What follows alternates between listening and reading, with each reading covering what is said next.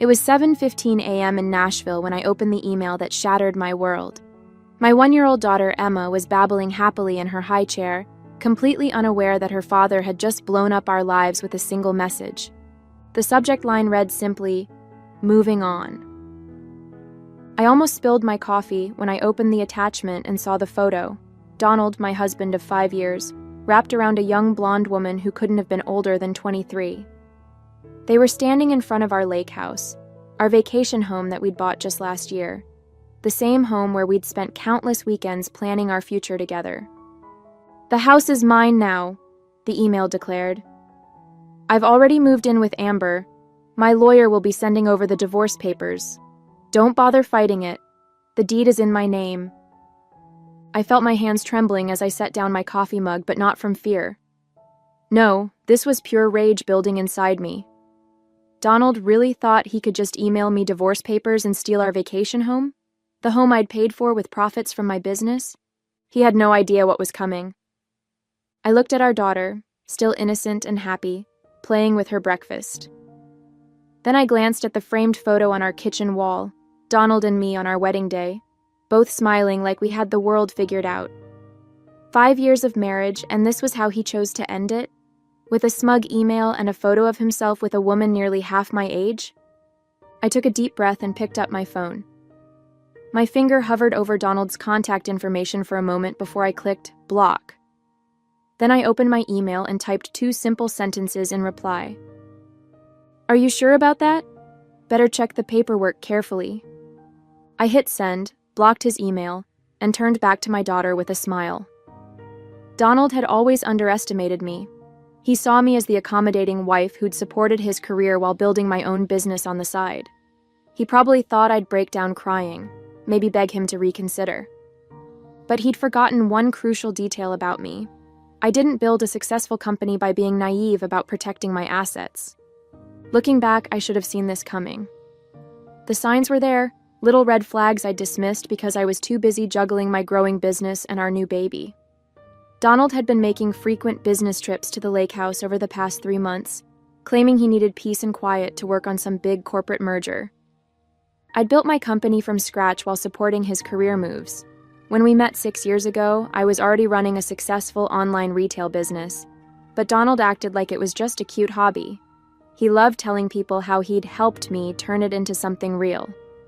The truth? My business had tripled in value since we married, all through my own hard work and strategic planning. The lake house had been my idea, a perfect getaway for our family, close enough to Nashville for weekend trips, but far enough to feel like a real escape. I'd paid for it entirely with my company's profits, but Donald had insisted on putting his name on the deed.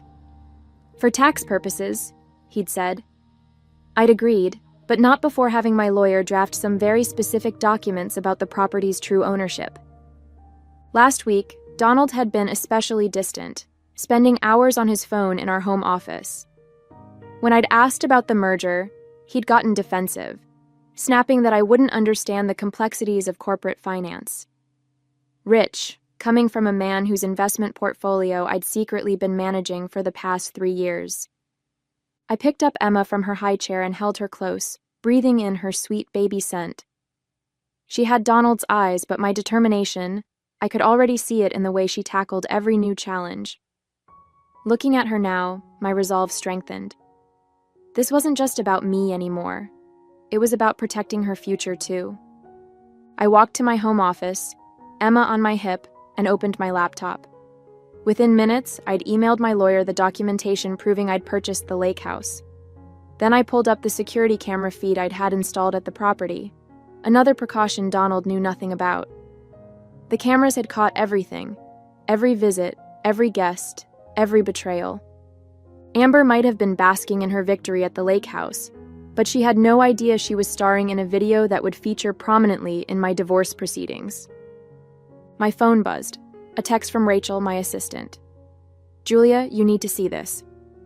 Attached was a link to Amber's Instagram profile.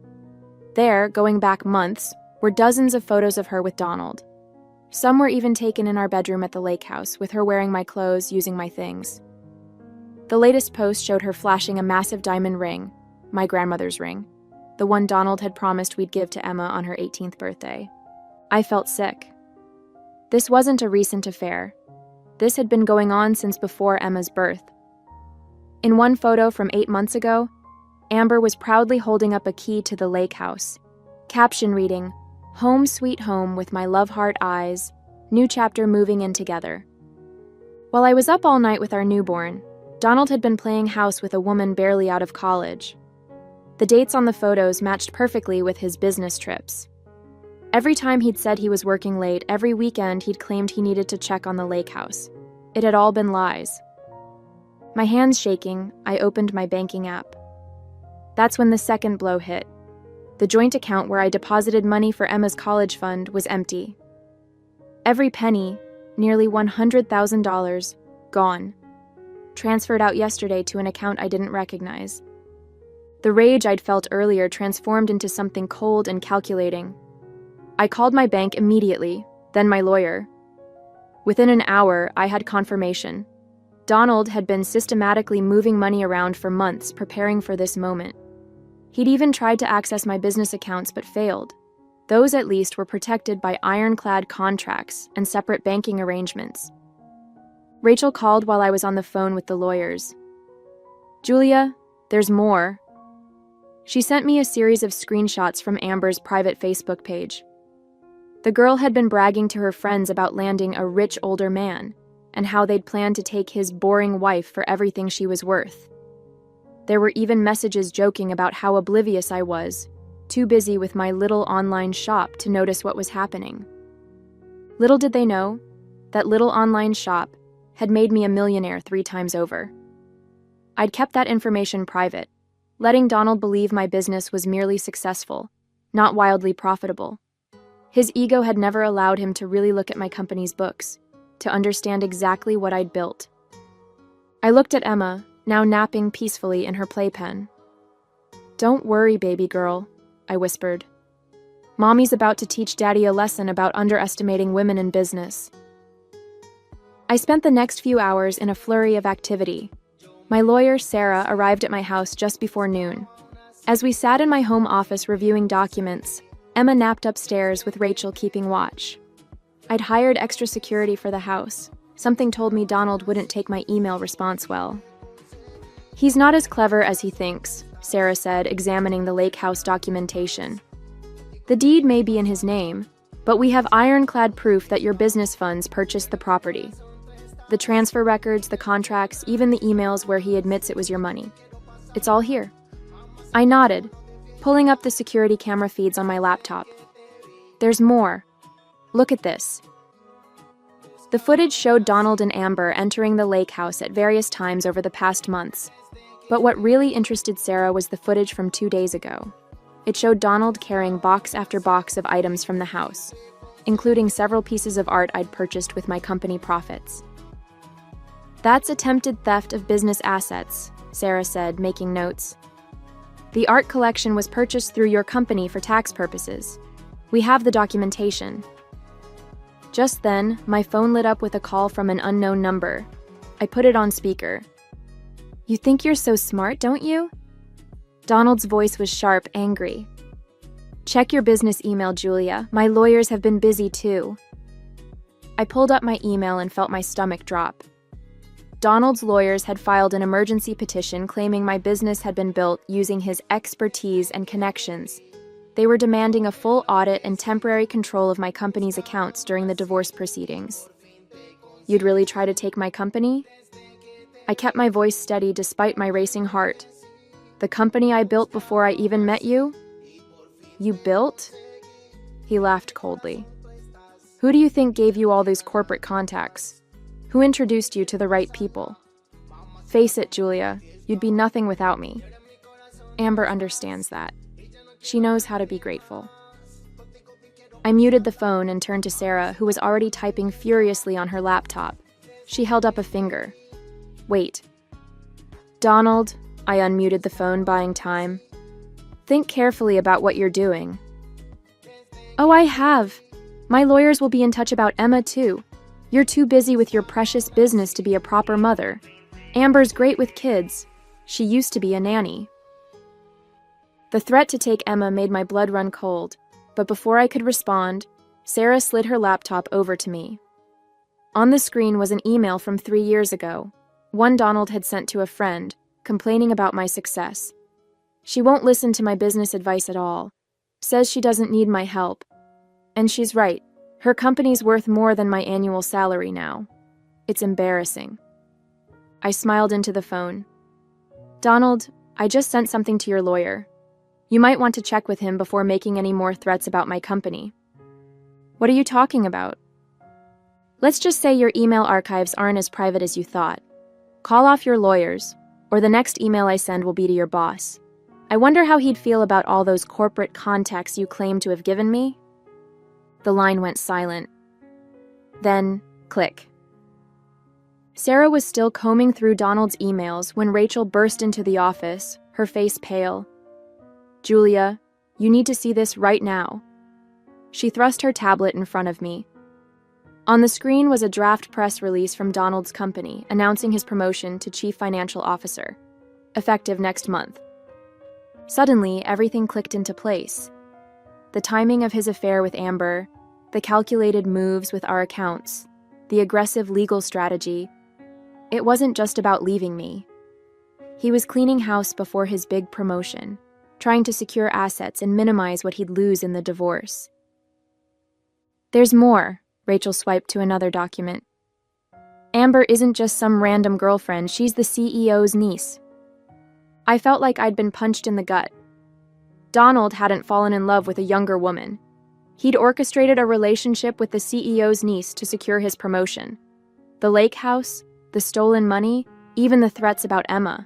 It was all part of his plan to start his new life as CFO with his perfect, well-connected young wife. Sarah looked up from her laptop. Julia, I found something else. The company merger Donald's been working on? It involves one of your biggest business competitors. If he becomes CFO, he'll have access to information that could seriously damage your company. My hands curled into fists. Donald wasn't just trying to hurt me personally. He was positioning himself to destroy everything I'd built. I thought about all those nights he'd spent in his home office, claiming to be working on merger documents.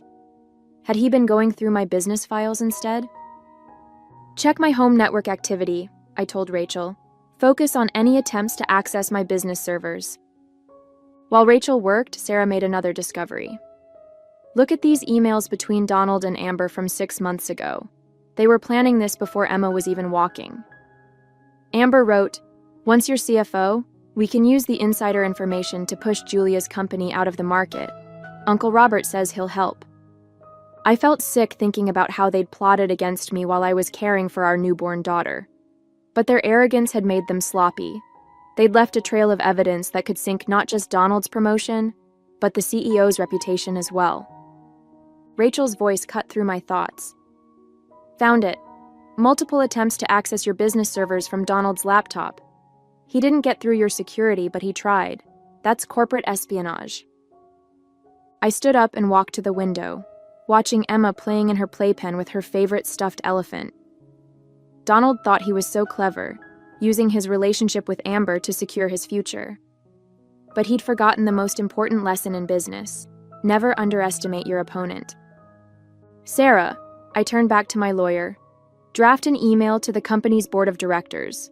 Include evidence of Donald's attempted corporate espionage and the CEO's involvement in using insider information to target a competitor. Add the security footage of Donald stealing company assets from the lake house. What about Amber? Rachel asked. I smiled grimly. Oh, I think the board will be very interested in how their CEO used a family member to help orchestrate corporate espionage. Don't you? Just as we were preparing to send the email to the board, my phone buzzed with an alert from the lake house security system. Donald was back, and he wasn't alone. Not only was Amber with him, but so was her Uncle Robert, the CEO. They were carrying boxes into the house, more of my belongings, no doubt. Wait, I told Sarah, watching the live feed. Let's see what they're doing first.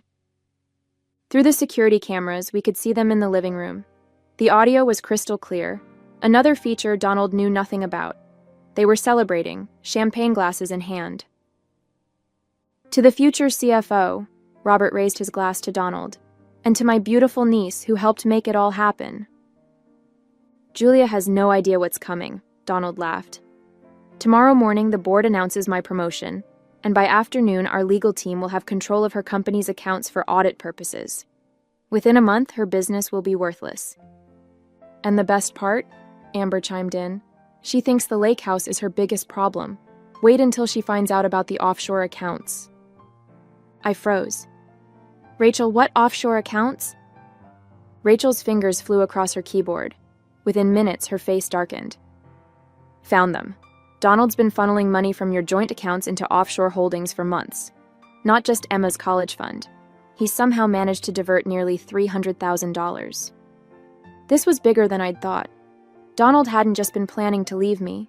He'd been systematically stealing from our family for months. The lake house drama was just a distraction from his bigger scheme. But then Robert said something that made my blood run cold. Once Julia's company tanks, our merger goes through smoothly.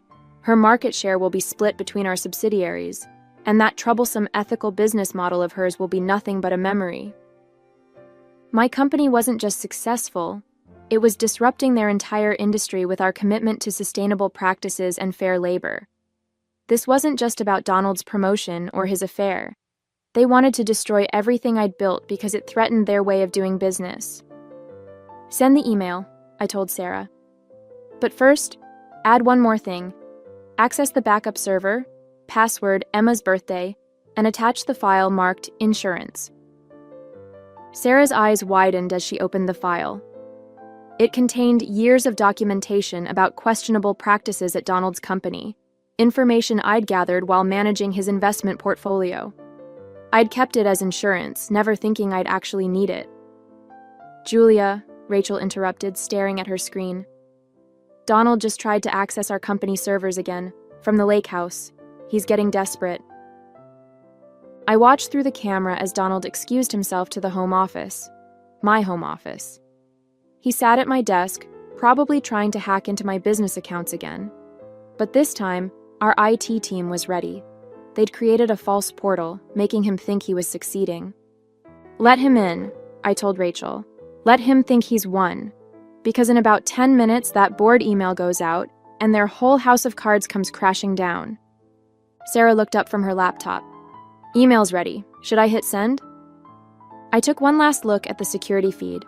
Donald, Amber, and Robert were still celebrating their imaginary victory. Do it. The response was faster than I expected. Within minutes of Sarah sending the email, Robert's phone rang. Through the security feed, we watched his face turn ashen as he listened to what I assumed was the board's immediate reaction. What do you mean, emergency meeting? He shouted into the phone. Who sent what evidence? Donald grabbed his own phone, presumably checking his email. The color drained from his face. The servers. She knew. Julia knew I was trying to access them. It gets better, I whispered to Sarah as we watched the scene unfold. Wait for it. Right on cue, Amber's phone started blowing up with notifications. Someone had anonymously sent her private Facebook messages to every board member, the ones where she bragged about helping Donald steal corporate information. The security camera caught the exact moment their celebration turned to panic. Robert was screaming into his phone. Donald was frantically trying to close his laptop, and Amber was in tears, mascara running down her face. Then came the coup de grace. Police cars pulling up to the lake house, lights flashing. Turns out corporate espionage and financial fraud are serious crimes. Who knew? I picked up Emma and held her close as we watched through the cameras. See that, baby girl? That's what happens when people underestimate your mommy. The last thing I saw before the feed cut off was Donald being led out in handcuffs, still shouting about how the house was his. The fallout was spectacular. Within 24 hours, Donald and Robert were both fired. The board's investigation uncovered even more than I'd known about, not just the plot against my company, but years of fraudulent practices. Amber's involvement in corporate espionage destroyed her budding influencer career. Last I heard, she'd moved back in with her parents in Ohio. The offshore accounts were frozen and investigated. Every penny Donald had stolen was returned, with interest. The lake house? Turns out attempting to steal company assets is a great way to lose any claim to property. The deed was transferred to my name, where it should have been all along. Donald tried to apologize, sending lengthy emails about how he'd lost himself, how he'd been seduced by power and a younger woman. I never responded. The divorce papers were clear. He lost everything he'd tried to steal, and then some. The evidence of his corporate espionage meant he'd never work in finance again. As for me, my company's ethical business model attracted even more investors after the scandal. We expanded into markets that Donald's company had dominated, our reputation for integrity drawing customers who'd lost faith in traditional corporations. Emma and I spend weekends at the lake house now, making new memories. Sometimes, when I'm sitting on the deck watching her play, I think about Donald's smug email with that photo. He thought he was announcing his victory, but he was really just documenting the beginning of his downfall. I kept that email, by the way. It's framed in my office, a reminder to never underestimate a woman who's built something worth protecting.